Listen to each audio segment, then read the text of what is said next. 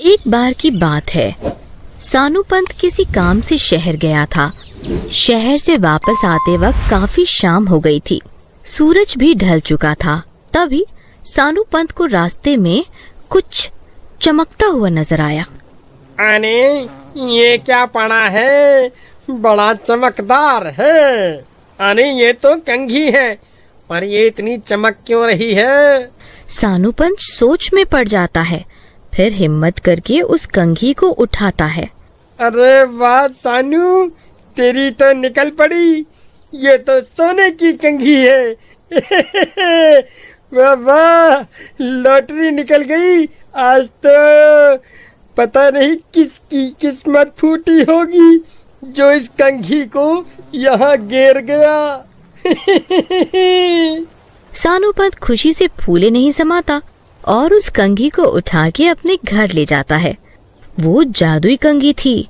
जो भी उस सोने की कंघी से बाल संवारता, वो उस जादुई शैतानी कंघी के कब्जे में आ जाता।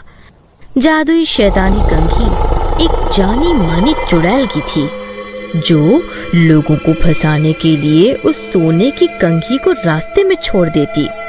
फिर वो लालच में आके उसे उठा लेता और अपने बाल संवार लेता, तो उस चुड़ैल का गुलाम बन जाता। अरे आज तो मेरी बीवी खुश हो जाएगी बहुत। रोज शिकायत करती है कि मैं उसके लिए कुछ लेके नहीं जाता। फिर घर पहुंच के, अरे भगवान, फूलमती कहाँ हो? जल्दी आओ, देखो मैं तुम्हारे लिए कितना अनोखा तोहफा लाया हूँ। अरे क्या हो गया जी, क्यों गले फाड़ रहे हो? कौन सा तीर मार के आए हो आज? हाँ? अरे तुम देख के मुझे चूमती घूमोगी। अगर मैंने दिखा दिया तो जब देखो जली कटी सुनाती रहती हो मुझे। आज मैं तुम्हारी सारी शिकायतें दूर कर दूंगा। फूलमती फिर सोनू के पास जाती है। आओ मेरे पास आओ जरा, फिर दूंगा तुम्हारा तोहफा। हाँ, जब देखो प्यार छाया रहता है तो हर दिमाग पे। हाँ, अरे कभी काम वाम भी कर लिया करो। हाँ नहीं तो। अरे जाने बाहर, ये देखो सोने की कंघी। फूलमती खुश होते हुए, अरे ये क्या, सोने की कंघी? ये कितनी चमक रही है। फिर फूलमती अचंभित होती है। हाँ, सच सच बताओ, कहीं कोई मुसीबत मोल लेके तो नहीं आए हो ना? अरे जानू मानू, कभी मुझ पे विश्वास भी रखा करो। ये सोने की कंघी तो मुझे रास्ते में पड़ी हुई मिली थी जब मैं वापस घर आ रहा था। अच्छा जी, फिर ठीक है। अब मैं सब कुछ जलाऊंगी। अपनी सोने की कंघी से बाल संवार के गांव की सारी औरतें जलेंगी मुझसे, देखना तुम। हैं? पर संभाल के रखना, सोने की है ये। फिर अगले दिन फूलमती नहा धो के उस सोने की कंघी से घर के बाहर अपने बाल संवार रही होती है। अरे फूलमती, ये कैसी कंघी है जो इतनी चमक रही है? अरे अब क्या बताऊं, मेरे पति मुझसे इतना प्यार करते हैं कि मेरे सुंदर बालों के लिए सोने की कंघी ले आए। हाँ। लीलावती को कुछ ठीक नहीं लगता, पर वो बिना कुछ बोले अपने घर चली जाती है। फिर रात को फूलमती और सानू पंत जब सो रहे होते हैं, फूलमती अचानक नींद से उठती है और चुड़ैल का रूप ले लेती है। उसकी आंखें हरी और बाल लंबे काले हो जाते हैं। फूलमती सानू पंत का गला दबाने लगती है। मेरा शिकार, तो मर गो। सानू पंत का दम घुटने लगता है और उसकी नींद खुल जाती है। पर वो जैसे ही फूलमती को उसके गले को दबाते हुए देखता है, उसकी आंखें फटी की फटी रह जाती हैं। अरे जानू मानू, ये क्या कर रही हो? छोड़ो मुझे, मुझे मार के खुद को विधवा बनाओगी क्या? बड़े दिनों बाद शिकार करने का मौका मिला है। आज नहीं छोड़ूंगी, आज नहीं छोड़ूंगी। समझ नहीं आता कि ये क्या चल रहा है। सानू पंत खुद को छुड़वाने की कोशिश करता है। अरे छोड़ो भगवान, मार ही डालोगी क्या? ये कैसा प्यार है? प्यार? प्यार ही तो बरसा रही हूँ मैं। किसी तरह सानू पंत फूलमती से अपनी जान छुड़वा पाता है और घर के बाहर भाग जाता है। अरे बचाओ रे, कोई बचाओ मुझे, मैं लुट गया, बर्बाद हो गया। मेरी बीवी तो चुड़ैल बन गई। मैं उसके लिए सोने की कंघी लाया और बदले में, प्यार के बदले मुझे मौत दे रही है। हाय हाय, मेरे कर्म निखत्ते।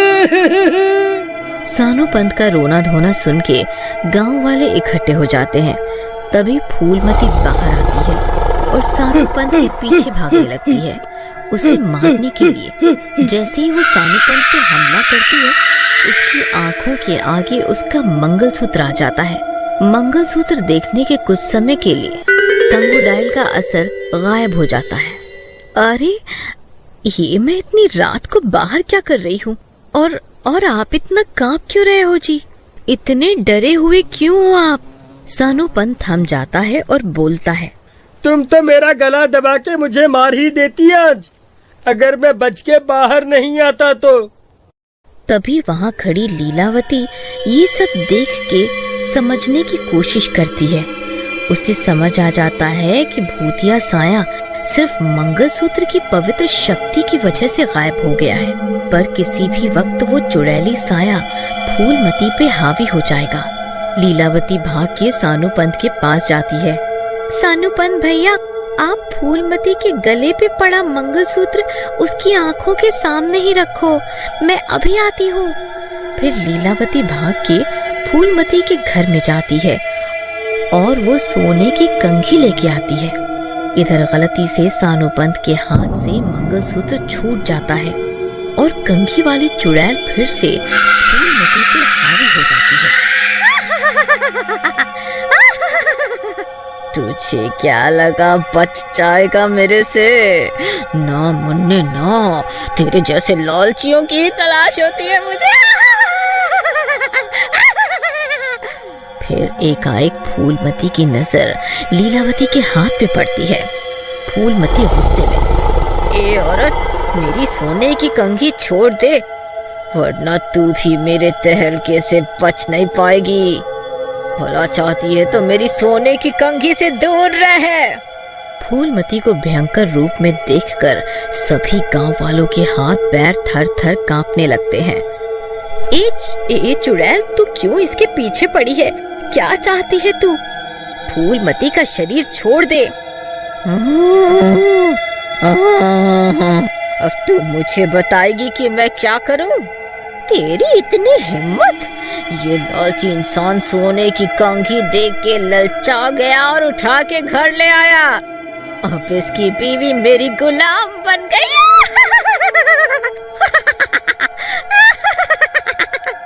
अरे चुड़ैल बहन, अपनी कंघी वापस ले लो, पर मेरी बीवी को छोड़ दो। मैं आपसे वादा करता हूँ कि आज के बाद कभी भी लालच नहीं करूँगा। मैं कैसे मान लूं कि तू लालच करना छोड़ देगा? मेरे पति ने भी मुझसे वादा किया था कि वो लालच करना छोड़ देगा। उसके साथ मेरी भी जान का दुश्मन बन गया और हमें अपनी जान से हाथ धोना पड़ा। एक एक करके लालची को मार दूंगी और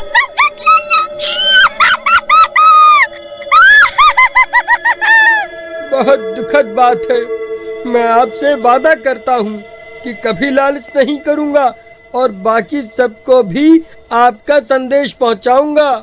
फिर सब गांव वाले मिलके चुड़ैल की गुलाम फूलवती से माफी मांगते हैं और वादा भी करते हैं।